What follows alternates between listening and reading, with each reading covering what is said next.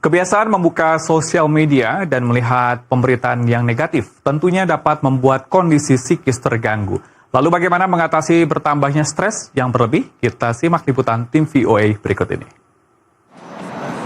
Menatap ponsel tak henti-hentinya, membaca satu persatu berita menyedihkan atau membuat cemas. Kebiasaan ini sejak pandemi COVID dikenal sebagai doom scrolling, menatap layar sambil terus berperasaan negatif. Doom scrolling is this idea that we oftentimes will, keep scrolling, literally, social media sites, news sites for negative, that are negative on topics like, politics or medical situations, etc.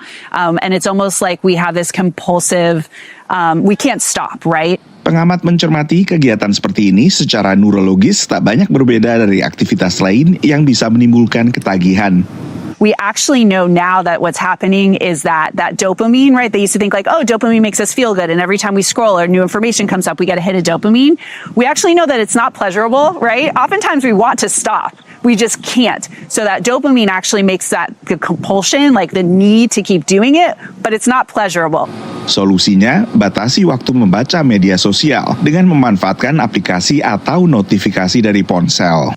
Bila diibaratkan mesin, para ahli mengatakan bahwa perangkat keras otak manusia tak banyak berubah selama jutaan tahun. Tapi dengan adanya media sosial yang bisa diakses lewat ponsel, maka perangkat keras maupun perangkat lunak manusia akhirnya dihadapkan pada stimulasi bertubi-tubi 24 jam sehari, 7 hari seminggu.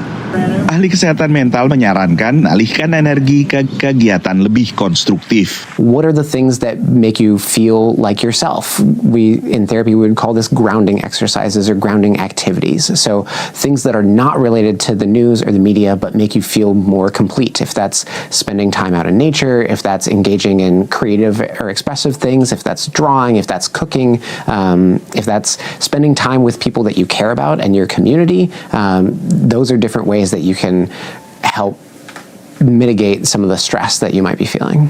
Bagi warga Virginia ini, pelarian positifnya adalah menjadi relawan untuk membersihkan alam sekitar.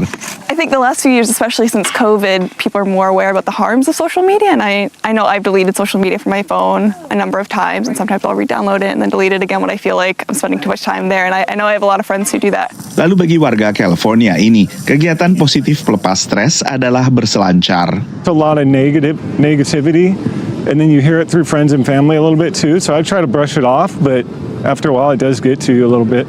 Survei baru oleh Asosiasi Psikologi Amerika menemukan bahwa lebih dari 70% warga AS mencemaskan masa depan mereka.